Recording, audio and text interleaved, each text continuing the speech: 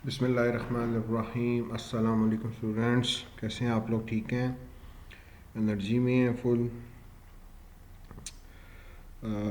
Today we are gonna start our next lecture without wasting any sort of time, that is contract of agency. देखो,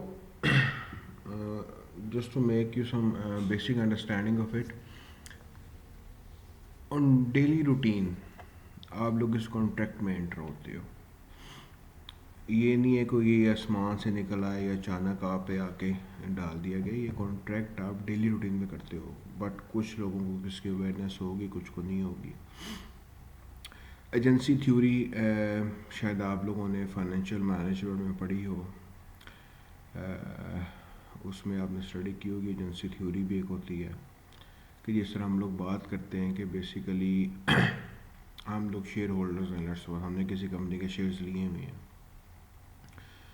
तो जो हम share holders होते हैं वो या द प्रिंसिपल, और जो मैनेजमेंट काम कर रही होती है कंपनी की पॉलिसी मेकिंग सारे चला रही होती है कंपनी को, दे आर एजेंट। अब देखो यहाँ से पता लगा कॉन्ट्रैक्ट ऑफ एजेंसी में दो पार्टीज़ हैं, एक प्रिंसिपल होता है और एक एजेंट होता है। उन दोनों का रिलेशनशिप जब क्रिएट होता है that is known as contract of agency. देखो, a person may perform the business activities himself or through another person. A person who acts on behalf of another person is called an agent. देखो, normal routine में क्या होता है, अक्सर हम कहते हैं कि यार हमारे बिहाफ पे आप चल, फॉर एग्जांपल मैं कहता हूँ मैंने अपना प्लॉट सेल करना है, मैं प्रॉपर्टी डीलर को कह दिया यार आपने सेल कर दो। अब मैं क्यों प्रिंसिपल हूँ, प्रॉपर्टी डीलर मेरे बिहाफ पे सेल कर रहा है, वो क्या है, एजेंट है। इसी तरह देखो आप लोग डेली रूटीन्स में जब आप काम करते हो, आप किसी को कह देते हो थर्ड पर्सन को कि यार मेरी जगह ये काम कर दो, तो वो क्या होता है, एजेंट। एज एजेंट काम कर रहा होता है। अब देखो इसमें एक और सिनेरियो आपका क्या आ सकता है, फॉर एग्जांपल अब कोई बंदा कहता है जी ये मेरी जगह जाके पेपर दे लो। अब वो भी क्या एजेंट आ रहा है, लेकिन that is not a legal, because जो हमारे कॉन्ट्रैक्ट के एसेंशियल्स है ना कि लीगल रिलेशनशिप हो, लॉफुल ऑब्लिगेशन है, लॉफुल कंसिडरेशन, वो चीज़ होनी चाहिए। इसमें लॉफुल नहीं है, आप किसी की जगह पेपर अटैम्प्ट नहीं कर सकते। देखो, a person who authorise another person to act on his behalf is called principal. यानी आप अगर प्रिंसिपल हो, आपने किसी को कहा कि मेरी जगह जाकर रिप्रेजेंटेशन दे लो, तो आप वो एजेंट हो जाएगा और आप प्रिंसिपल हो जाओगे। होपफुली आपको क्लियर हो गया होगा scenario. Section 82 contract act. An agent is a person employed to do any act for another or to represent another in dealings with the third person. The person whom such act is done or who is so represented is called principal. यानी representation की बात आ रही है। देखो, हम share holders millions में होते हैं, अब वो सारे कंपनी को नहीं चला सकते हैं, वो अपनी वोटिंग पावर के थ्रू बोर्ड ऑफ डायरेक्टर को चूज़ करते हैं, वो आगे से मैनेजमेंट बना देती है। तो मैनेजमेंट क्या एज एजेंट काम कर रही होती है। अब देखो इसके कुछ एसेंशियल्स हैं। सबसे पहले एग्रीमेंट। देखो बात हमारी एग्रीमेंट से ही स्टार्ट होती है, कॉन्ट्रैक्ट की भी।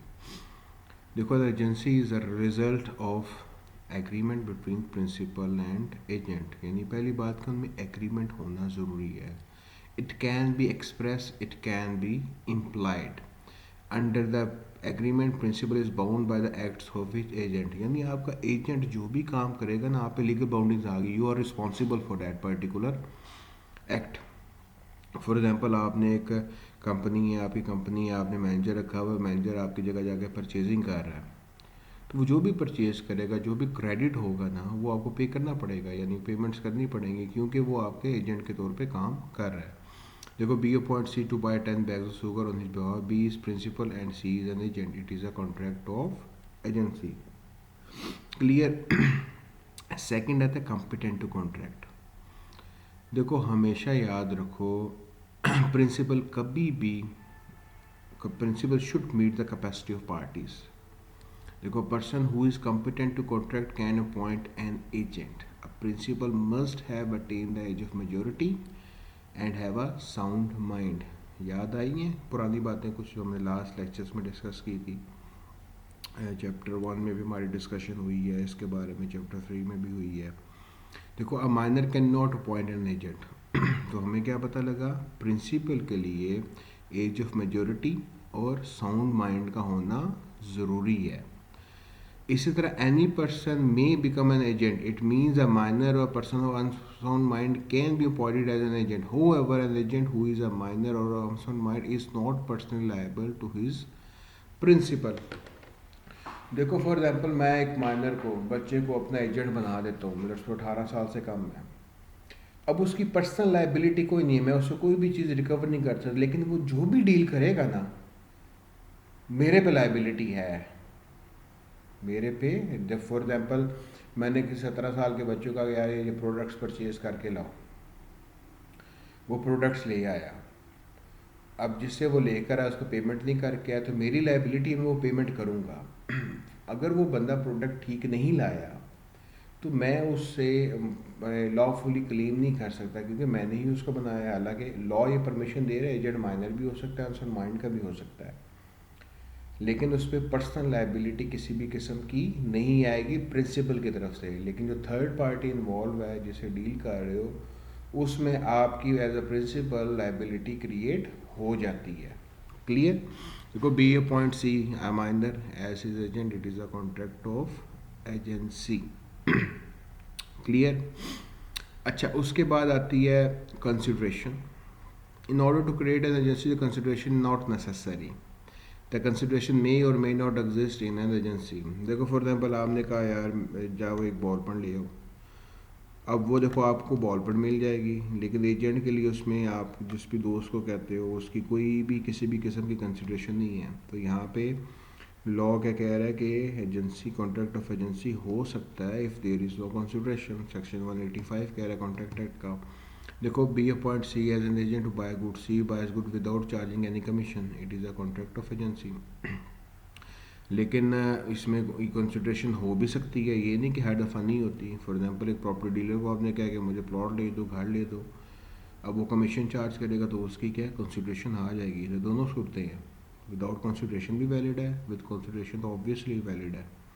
क्लियर? अब देखो kinds of agent, just like, या देखो फॉर एग्जांपल आप कंपनी में काम कर रहे हो, कंपनी में कई किस्म के एम्प्लॉयज़ होते हैं। अब वो एम्प्लॉय सारे के आपके एजेंट्स हैं। अब वो है क्या टाइप्स आ जाती हैं उसमें। देखो, सबसे पहले आपके पास जनरल एजेंट है, has authority to perform all acts regarding a particular business. Example, general manager है, he can do any lawful act regarding that business. देखो, आपने कंपनी है, छोटी कंपनी है, आपने एक ही बंदा रखा हुआ है जो आपकी परचेजिंग कर रहा है, जो सेल कर रहा है, जो अकाउंट्स को देख रहा है, यानी वो सारी डीलें आपके बिजनेस से कर रहा है, वो जनरल मैनेजर है आपका, तो that will be your general, यानी जनरल है, हर काम कर सकता है। Specific, sorry special, a special agent has authority to do a particular transaction। सिर्फ क्या, एक ट्रांजैक्शन के लिए आप हायर करते हो या कोई एक पर्टिकुलर ट्रांजैक्शन हायर करते हो। Example, person wanted to purchase a particular house, he has authority to do a particular act only. कि आपने प्रॉपर्टी डीलर का मुझे 5 मरले का घर ले दो, अब उसका क्या है, वो स्पेशल एजेंट है, वो सिर्फ 5 मरले का घर लेके देगा आपको। लेकिन आपने ले लिया घर, लेट्स सपोज, फिर दोबारा वो आता कि ये एक और है घर ले ले, वो नहीं वैलिड। क्यों नहीं वैलिड? क्योंकि आपने सिर्फ एक पर्टिकुलर एक्ट, एक स्पेशल एक्ट के लिए आपने उसे चूज़ किया था, पर्टिकुलर ट्रांजैक्शन थी, और उस बेस पे आपने उस स्पेशल एजेंट हायर किया था। यूनिवर्सल एजेंट, इसकी मैं अक्सर एग्जांपल देता हूँ, यूएसबी, यूनिवर्सल सीरियल बस, हर कंप्यूटर पे इस्तेमाल हो सकती है, हर जगह पे मोस्ट ऑफ द यूज़ कर सकते हो। इसी तरह universal agent is a person who authorities are limited, he enjoys power to transact every kind of business on behalf of his municipal, he is authorized to perform all acts delegated to him। अब देखो, कई दफ़ा general manager universal agent भी होते हैं और universal agent general manager भी होते हैं, दोनों की क्या कह लो कि ओवरलैप करते हैं, दोनों एक दूसरे के साथ लिंक हैं। तो यूनिवर्सल जहाँ पे आ जाता है वहाँ पे unlimited, there is no limitation. तो जनरल एक्ट में कई दफ़ा लिमिटेशन आ जाती है। फॉर एग्जांपल, वो बिज़नेस आपका सेल नहीं कर सकता, बिज़नेस के ट्रांजैक्शन परफॉर्म करता है, यूनिवर्सल में सेल भी कर सकता है प्रिंसिपल के भाव पे, यानी उसको तमाम किस्म की डेलीगेशन दी गई है। मर्केंटाइल, बिजनेस एजेंट भी कह सकते हो, मर्केंटाइल एजेंट भी कह सकते हो, हु ऑथोराइज टू सेल और बाय गुड्स और raise money on the security of goods. He is generally appointed by the manufacturer or seller to assist in the sales of good.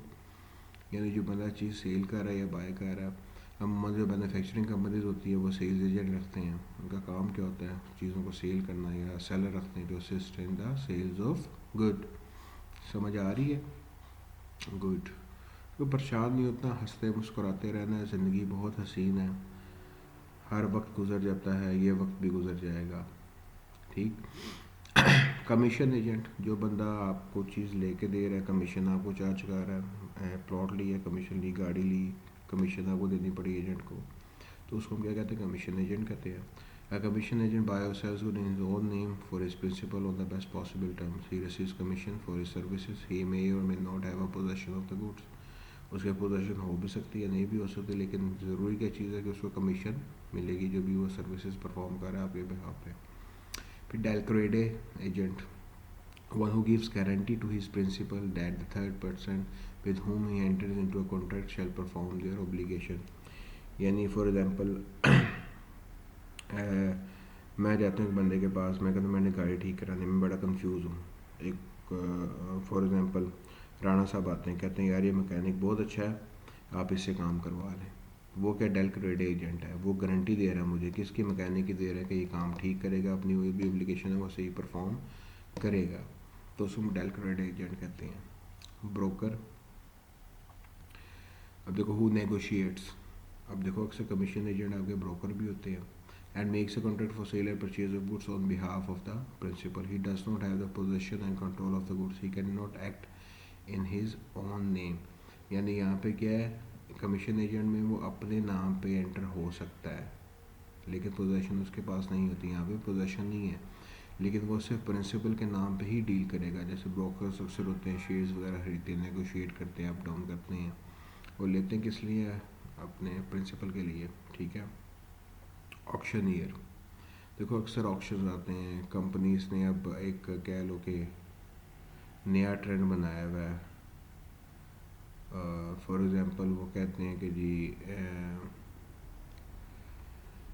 हम लोग auction नहीं कर सकते, we don't have much time, तो क्या करें जी, वो क्या करते हैं कि कहते हैं कि जी कोई थर्ड पर्सन ऑक्शन कर दे हमारे बिहाफ पे.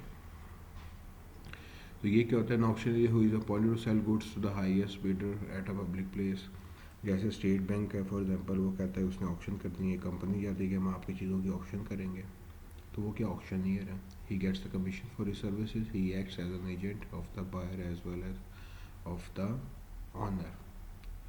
क्लियर. अच्छा, उसके बाद क्या कहते हैं, आता है जी इंटेंडर. An intender is an agent who buys or sells goods on behalf of principal from foreign country. He gets a commission. अब देखो अगर पाकिस्तान में एजेंट है तो उसको कमीशन एजेंट कह सकते हो आप, जनरल एजेंट कह सकते हो आप, डिफरेंट जो भी कैटेगरी में आ रहा है. इंटेंडर किसे कहेंगे, जो कि बाहर के मुल्क से आपको चीज़ें खरीद के भेज रहा है, उसको भी इंटेंडर कहेंगे. Banker, a banker is a agent of the customer. A banker collects cheques, pays bills on behalf of the customer. Clear हुई है बात. गुड. अच्छा, उसके बाद नेक्स्ट हमारे पास क्या आ रहा है जनाब, एडवोकेट, वकील हजरात. देखो वकील, आप जाते हो, कहते हो कि जी मैंने ये केस करना है या ये इशू है, वकील कहता है ठीक है. वकील के दो अदालत में कहता है ना, उसकी लाइबिलिटी किस पे है, आप पे है. An advocate does not buy or sell but appears before the court on behalf of the principal. He also performs other acts on behalf of his client. Clear? Good. अच्छा, नेक्स्ट हमारे पास creation of agency है. Let's stop here. Next lecture में हम इसको discuss करते हैं. ठीक है, अपना ख्याल रखिएगा. If you have any question you can ask me. Thank you so much. Take care of yourself. अल्लाह हाफिज़.